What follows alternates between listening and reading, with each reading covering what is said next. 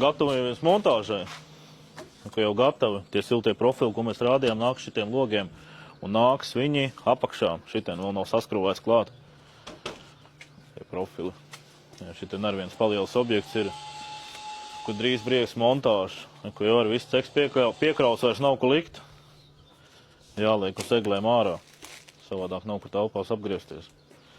Tā kā jā, daudz dzīvokļu māja viena ir, kam logi top. Vai projektiņi tikāt, jā? Kaut ko tur, jā, Riekstiņš kaut ko ir nofīrējis. Nē, vismaz ir, kur bišķi ieskrieties.